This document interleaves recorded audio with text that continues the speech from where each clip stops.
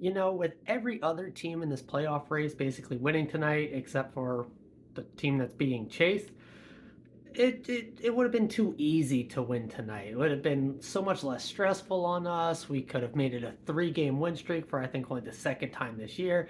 Set ourselves up for a fourth win in a row against the other team that is in this race right along with us on a back-to-back tomorrow. They also played today on a back-to-back.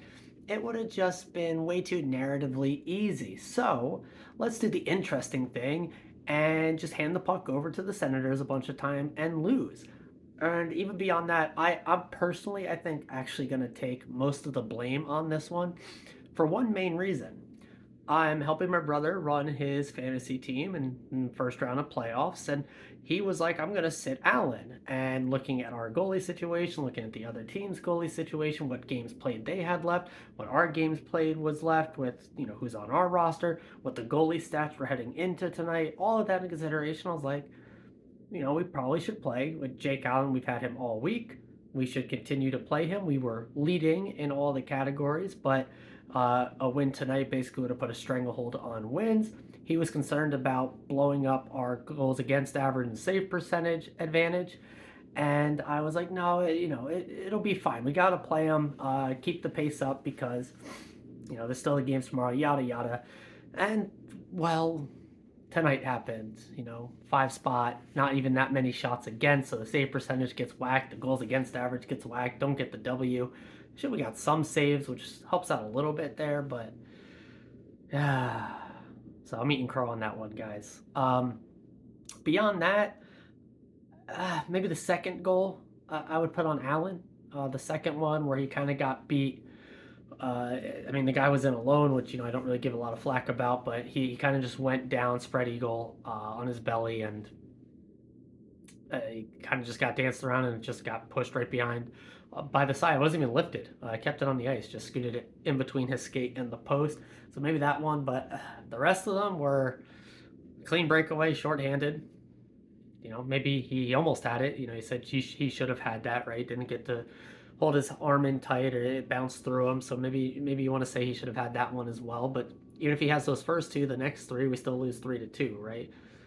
Yeah, you can pull the goal, yada yada. But then there was the absolute wicked. A couple of those were wicked shots. Again, we get beat and just don't give him any support. And it's 5-2. We had the two great goals there to start the second. I'd say outside of that whatever minute stretch, the Ottawa was just the better team. We had some chances there in the first, but it felt like Ottawa had more and the better of them. We had a power play going against one of the worst penalty kills in the league while our power play was getting hot. Basically generated absolutely nothing. And I wouldn't even care if it was one or two power plays and it just didn't really click. But when you got four power plays against that team, that's you kind of really got to have one there, most likely. So that's unfortunate, and it just never felt like it was fully clicking all together. I'll be honest, I probably would not have swapped up the lines when Green did. I understand it, and it almost paid dividends right away with the Jack Nico Brat line, but Timo's just been so good on that line, and Timo doesn't set up the Halla Holtz line like Jack does, so I probably would have held on to that at least through the second. And then maybe if we're down a couple in the third, maybe pull the trigger then. But he did it in the second period. It was close. It did almost score, and he would have looked, very smart doing so. And obviously, I get the hindsight 2020. It's not like in the moment, I can look back and say I would have made the right call. But yeah, I think it really just took one of the lines out of the game while definitely loading up the one. I would have kept it at least through the second. But is what it is. The boys. I was giving credit to the big boys the past couple games, and in this one, not as much, obviously. So, is what it is. As an Ottawa team that has not gotten great goaltending and gives up a lot of leaky goals, but has firepower, can absolutely put in a puck off of not many chances, and that's what they did. As essentially, we just handed them a puck a whole bunch of times. That first goal, Hulla, I don't know what he was thinking on just flipping the puck almost back or pushing the puck back a little bit. And maybe he just wasn't aware the Senator was going to easily be the first one to that. I would assume, obviously, he did not realize that or he wouldn't have done it. But That was not a smart play there. I mean, all of the goals you can point to individual giveaways. They did it on the broadcast. I'm not going to zero in on all of them here because you can watch that game, and every single one of those goals against essentially was off of a fairly boneheaded Devils turnover for the most part, and we did not. But Ottawa even then controlled the puck a lot more. It's not like we just had turnovers and Allen didn't make save a few saves and just got lit up while we were dominating possession, because Ottawa mostly held on to that puck for most of the game, if at least it felt like it. And I think a big part of that is obviously the turnovers, so them having the puck a lot more off of that. But yeah, well, tomorrow we've got the back-to-back with the New York Islanders. They did play today, but they played earlier, so they have the less than 24-hour turnaround. We just played tonight, and it's a 5 o'clock game tomorrow. So again, we're on a back-to-back. Technically a traveling back-to-back. Yes, it's New Jersey to Long Island, but technically traveling back-to-back with less than 24 hours.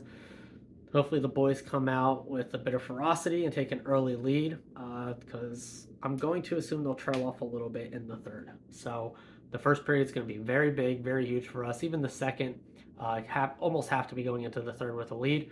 It's a young team, though. Hopefully they have the energy through the full 60.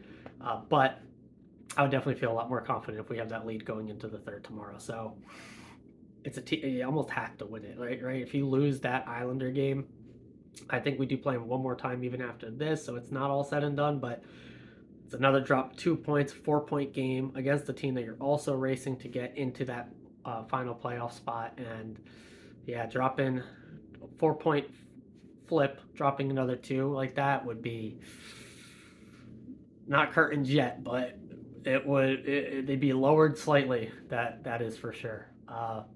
Yeah, I think that's really it for this.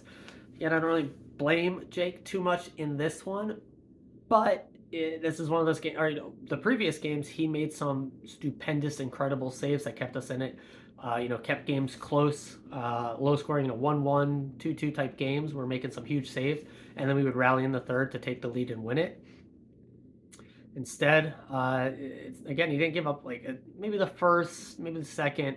Didn't give up super easy ones, but he did that against Dallas and then really locked it down and made some amazing saves after that. I can't really remember any.